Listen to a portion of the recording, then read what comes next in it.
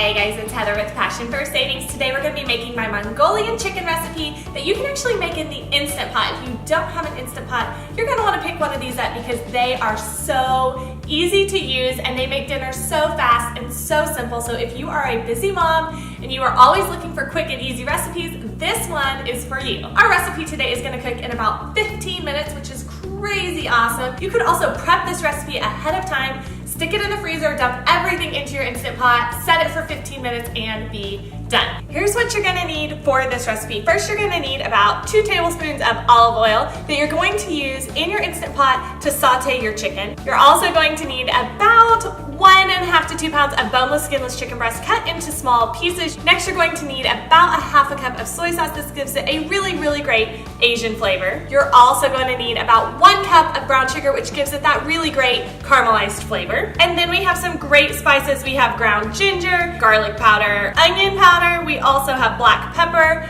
and you're gonna need some green onions for garnish. You'll want to start by combining your soy sauce and your brown sugar along with all of your seasonings and spices.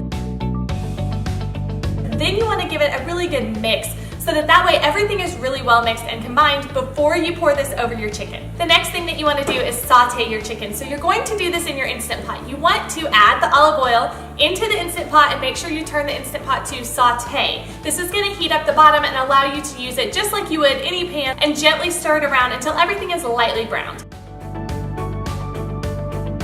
Once your chicken is cooked, you can go ahead and pour your Mongolian sauce over your chicken, give it a nice little stir, and then close your Instant Pot, set it to seal, and cook for around 15 minutes on manual high pressure. Once your Instant Pot goes off and your chicken is ready, you can go ahead and use the quick release method, which means you're going to allow the pressure to release quickly by opening the valve. Just be careful that you don't burn yourself while doing this.